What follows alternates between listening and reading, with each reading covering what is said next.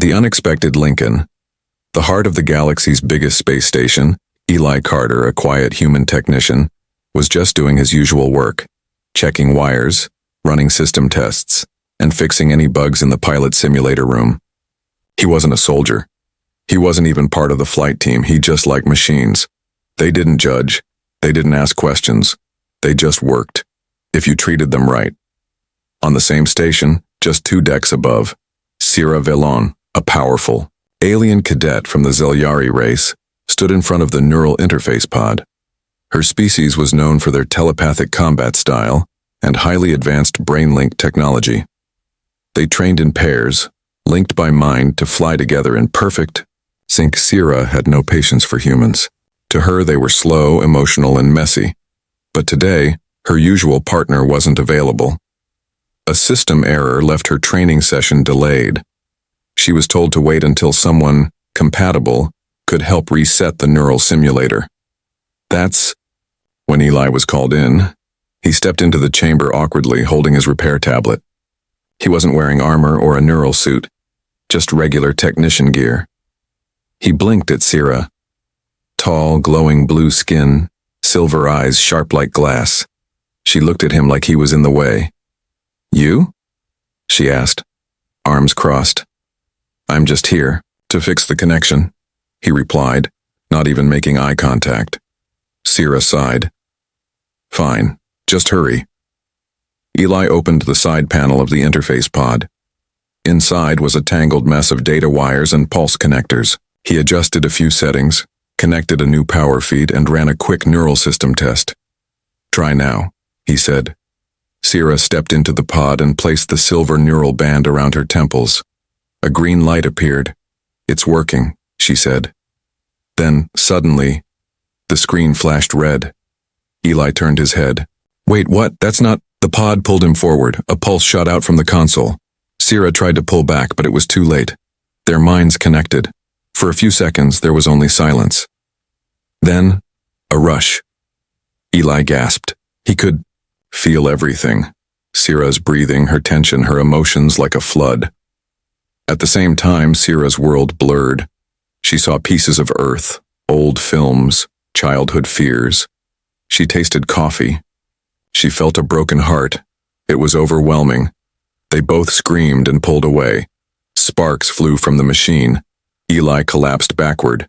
Sierra hit the wall. Alarms blared. The simulation room shut down completely. Eli coughed and sat up slowly, his hands shaking. His head throbbed, but his heart beat faster than ever. Sierra stood, her face pale with confusion. Her voice came out weak. "What just happened?" Eli looked at her and froze. He could still hear her thoughts. "I don't know," he whispered. "But I think we're still connected." An hour later, they sat in a quiet observation room separated by a glass wall. But even with that barrier, they could feel each other's presence. "I can't unlink," Sierra said to the medic. "It's not letting go." "It was a mismatch," said the station's lead neural expert, an old Zorn named Dr. Halvin. "This type of bond, it's not supposed to form between different species, but somehow it stabilized." Sierra stood and paced. "This is wrong. He's just a technician. I'm a trained cadet. This could ruin my career."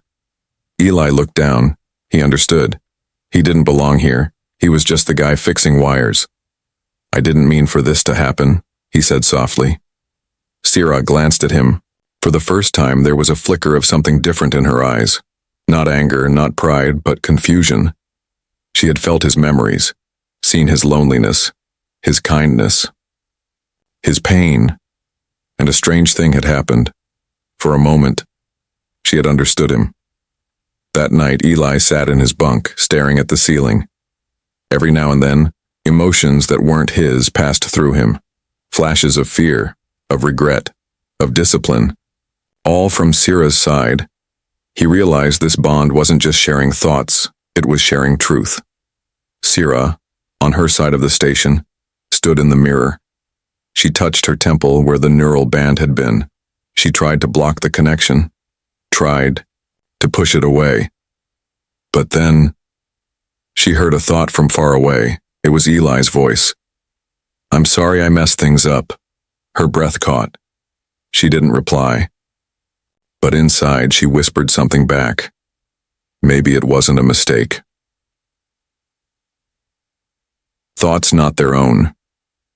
For the next few days, Eli tried to return to his normal life, replacing panels, running system checks, fixing old machines that didn't care who he was. But nothing was normal anymore. Sometimes, while holding a tool, he'd suddenly feel anger. Not his own. A sharp, cold frustration. It came like a wave and vanished just as quickly. Other times, when walking alone, he felt a heavy sadness, like losing someone. He knew it wasn't his. It was Sira. She, too, wasn't herself. Back in her quarters, surrounded by trophies and honor symbols from her warrior clan, Sira felt emotions she had never trained for. Guilt, empathy, even fear. Her people didn't teach softness. They believed emotion was weakness. But now, her mind was touching Eli's every day. They didn't talk. They didn't even see each other, but the bond stayed like a silent thread between galaxies. One night, Eli was about to sleep when he heard a voice inside his head. "Stop humming that song." Eli sat up, startled. "What?" "That human tune. It's been stuck in my head all day." It was Sira's voice. Eli looked around the room. "You can hear me? I can feel you. And sometimes, yes, I can hear you." A long pause followed. Then Sira added quietly, "This shouldn't be happening." "I know," Eli whispered, "but it is." The next morning, Sira was in the combat chamber sparring against drones. Her strikes were sharp, perfect, until a sudden memory of coffee popped into her mind. The smell, the warmth, the calm. She hesitated. A drone hit her shoulder. "Ow," Eli's voice said in her mind. "That looked painful." "Stay out of my fight," she snapped. "I didn't mean to," Eli replied. "It just came through." Sira stepped back. Her breathing was fast.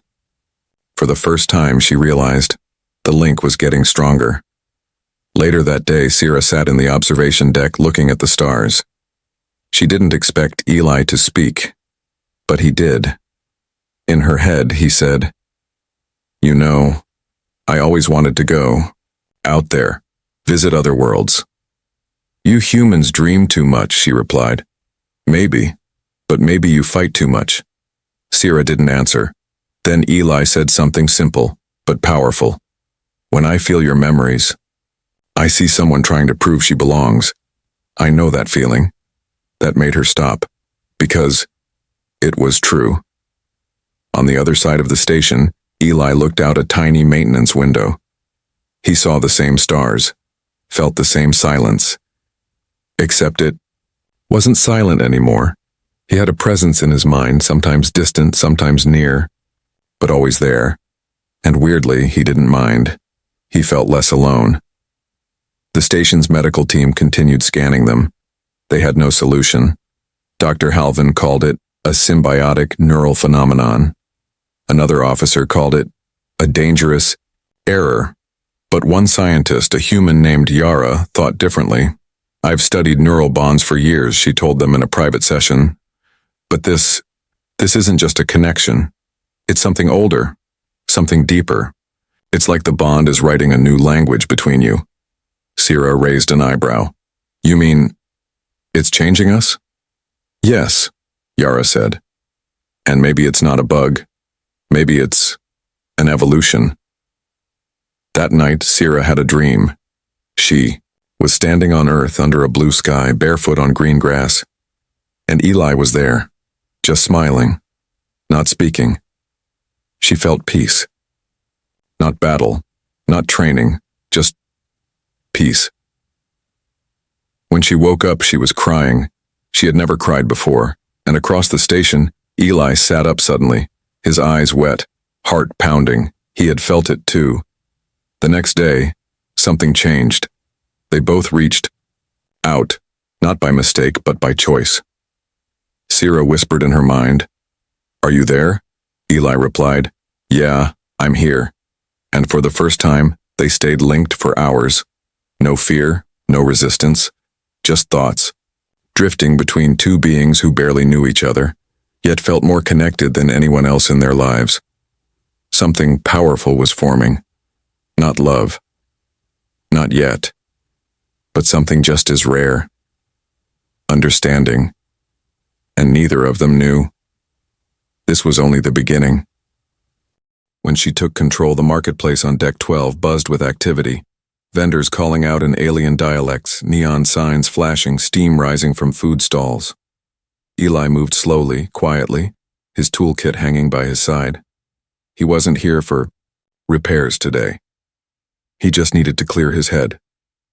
Ever since the neural link with Sira, his life had changed, but what unsettled him most wasn't the voices or emotions.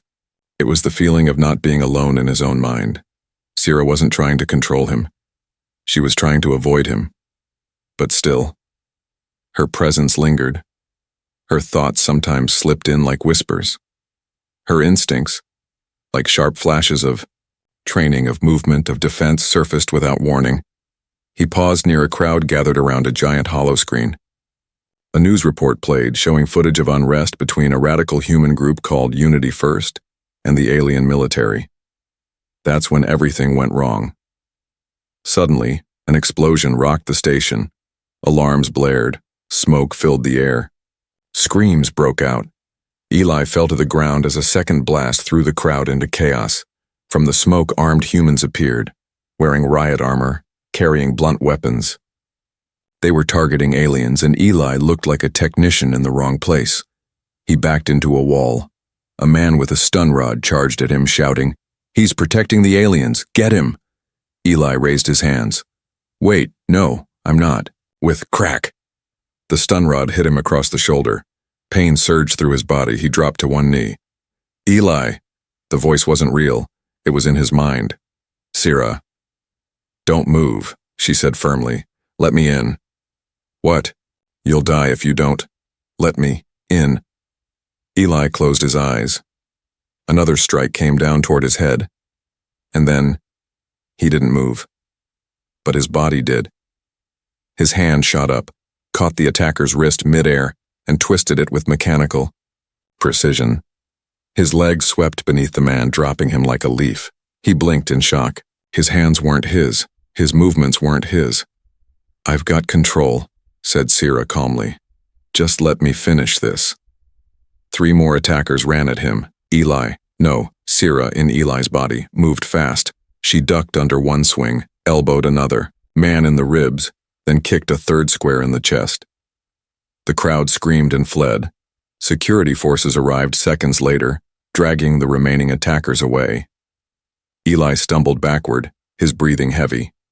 He collapsed against a wall, trembling. "Are you okay?" she asked gently. He couldn't speak.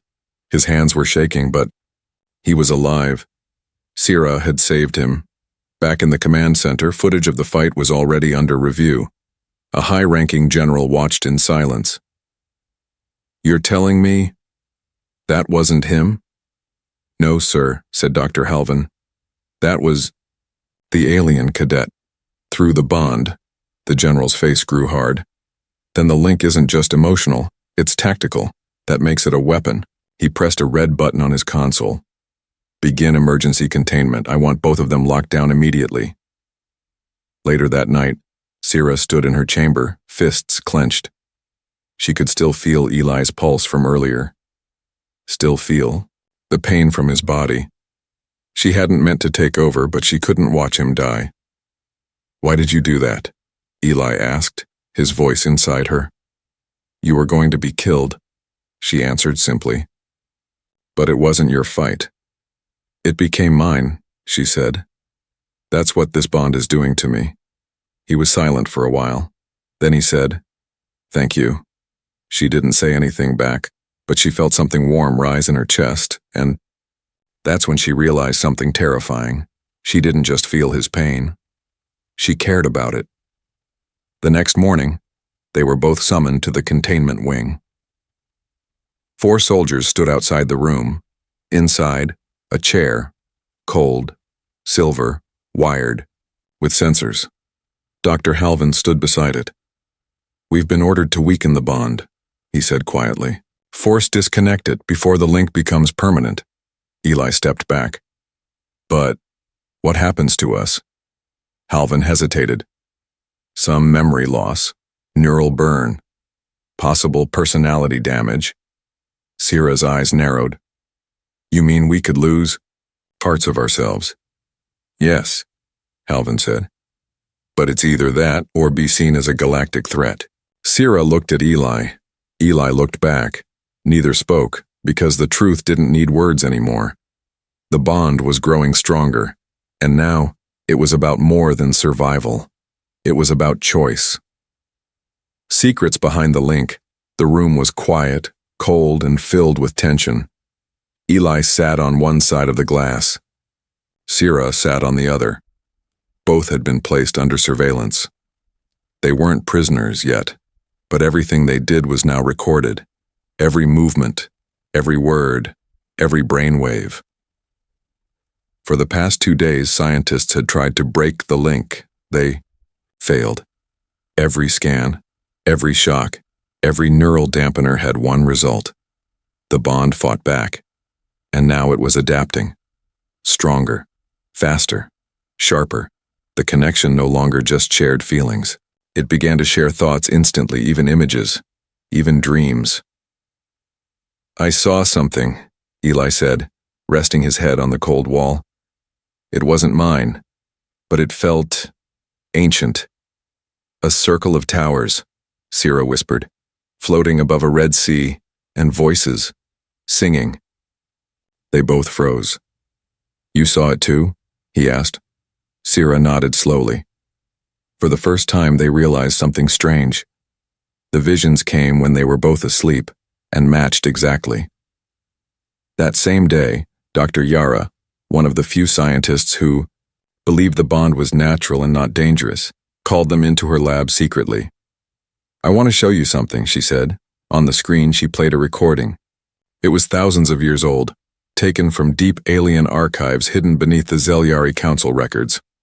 The footage showed 2 beings, one human-like, one alien, linked through a glowing neural thread.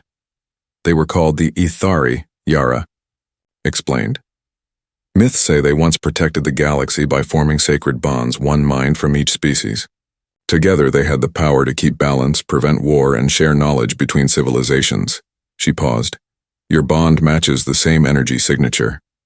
Down to the exact frequency." Sierra leaned forward. "So we're repeating history?" "No," Yara replied. "You're activating it again, for the first time in over 10,000 years. Eli stared at the footage. The 2 bonded beings stood side by side, glowing, balanced, equal. But in the next frame, one of them fell, betrayed. "The last bond ended in blood," Yara said. "That's why the council erased it." Later, Sierra walked the garden deck, alone. She didn't like plants much. Her people came from dry moons, metal, dust, and survival. But today she felt different. She felt fragile. "Eli, are you there?"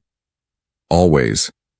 "If we're something ancient," she asked, "then why us?" "Maybe because we were broken, and broken people listen." She stopped walking. Her hand touched a leaf. "Would you still have chosen me?" she asked softly. "If you knew this bond would happen?" Eli didn't reply at first. Then came the words, simple but heavy. "Yes, 1,000 times." Sierra blinked.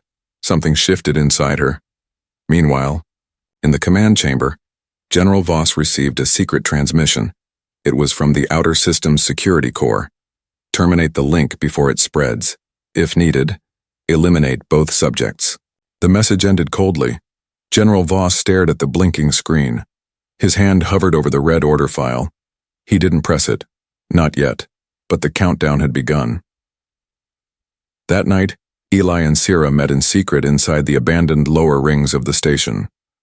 There, hidden under dust and darkness, they activated a new function of the link, shared memory projection. They sat across from each other, eyes closed, palms open. The air crackled. And then, They were standing inside the same vision. Red Sea. Tall towers. Voices calling. But now, they saw something more. A device in the middle. A golden orb glowing with ancient light. The origin of the bond. Suddenly a shadow passed over them. Something dark. A creature with no face, only hunger. Eli reached for Sira, but the vision shattered. They both gasped and pulled back. Sira clutched her head. What was that? Eli looked pale. Something's trying to block us, or stop us. They realized, then, this bond wasn't just ancient, it was dangerous, and somewhere, someone, or something, didn't want it back. Back in the lab, Yara ran new scans, her eyes widened. Your brainwaves are now synchronized at over 98%. Do you realize what that means? Sira nodded. We're no longer just linked. Eli looked at her. We're becoming one mind. They had a choice. Cut the bond, and forget each other forever, or follow it deeper, and face the thing that broke the Athari before. Whatever path they took next, there was no turning back. The thing that hides between minds. The lights flickered again in the lower decks of the station. Engineers blamed old wiring, but Sira knew better. Something was now moving through the station, not physically, but through thoughts, and it had found them. For the past 2 nights, Eli and Sira had shared the same dreams, but they were no longer peaceful visions. Now they were nightmares. Deep caves with no exit, voices whispering threats, and shadows too large to understand. And always, a presence watched them. A watcher that didn't belong. Dr. Yara's words echoed in their minds. This bond was broken once. Someone or something didn't want it to survive. That something was still out there. Sira stood in the training hall, punching through holographic targets. Sweat dripped from her forehead, but her mind wasn't on the fight. You've been quiet, Eli's voice came. I'm trying to stay focused. We can't ignore it anymore, he replied. She slammed a final target into sparks and stood still. I know. They both felt it, the pressure in their thoughts. A shadow trying to squeeze between their connection as if looking for a crack. Eli sat near the ship's engine core, alone. He reached out through the bond.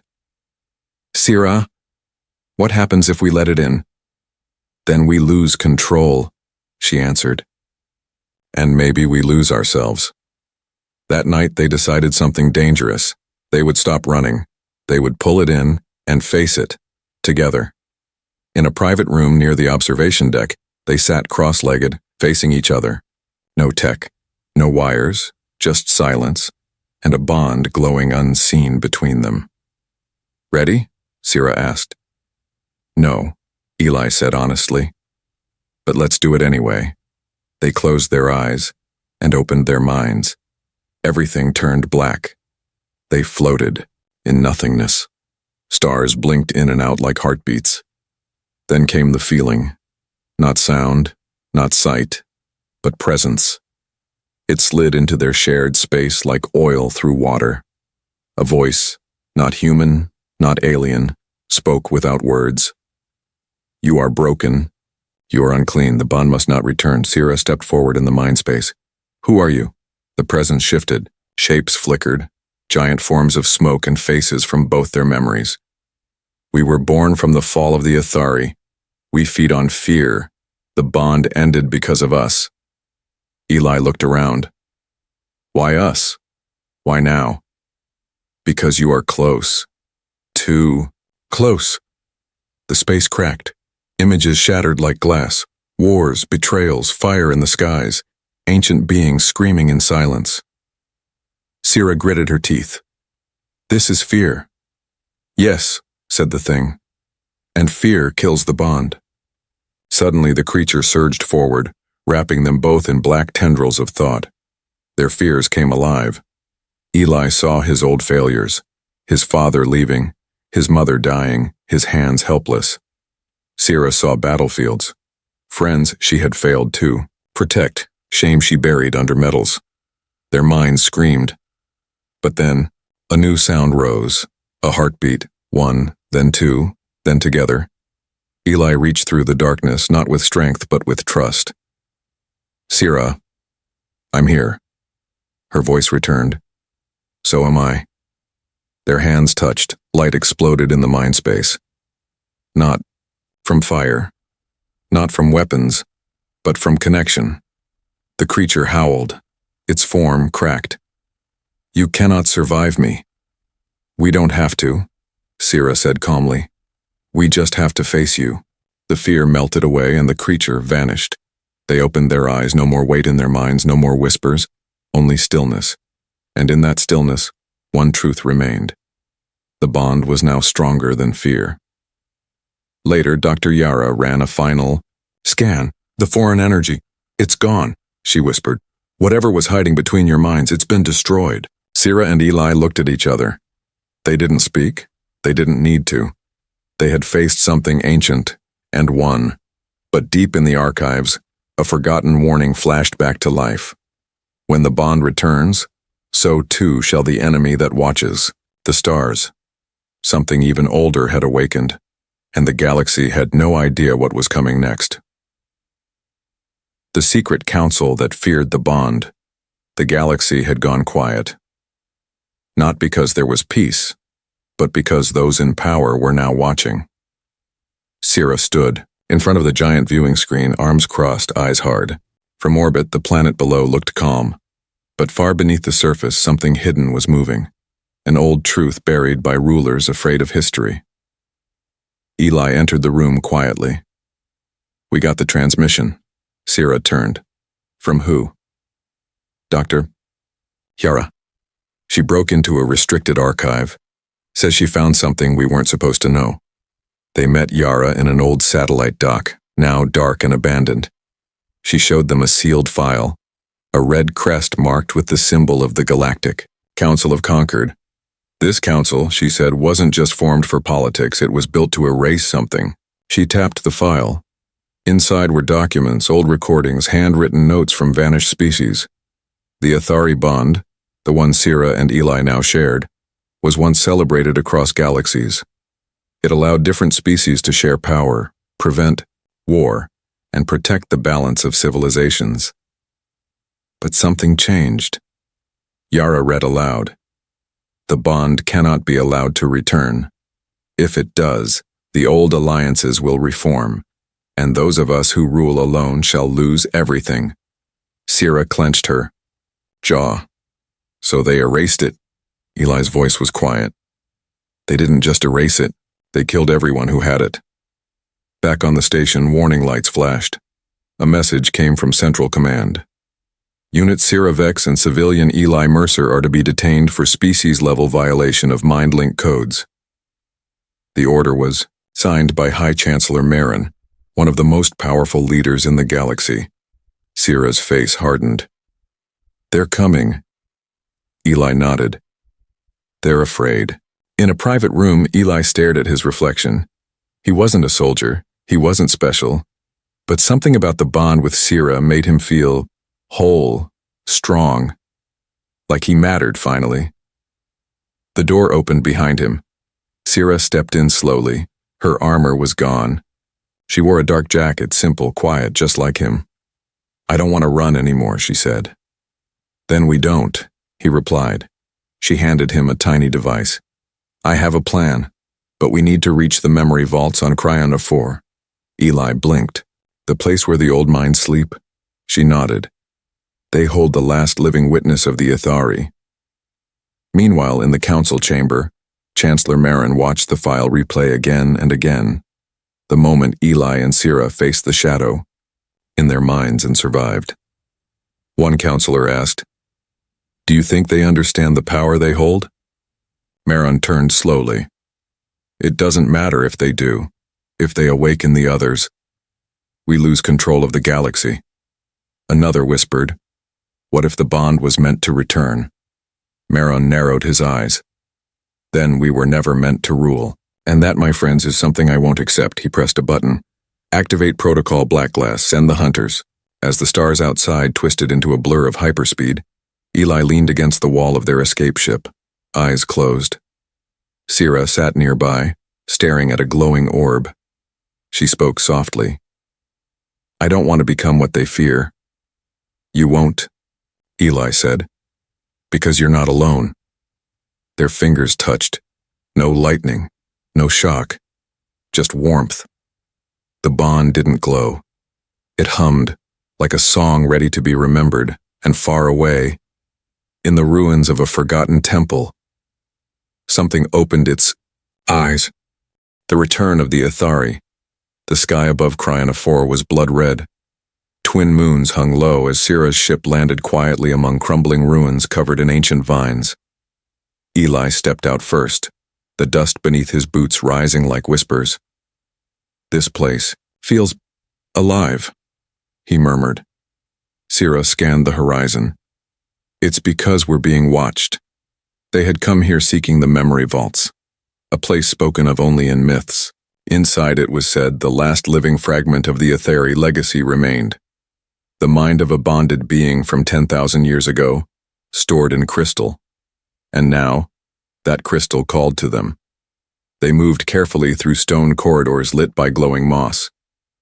Each step echoed not just in sound, but through the bond itself.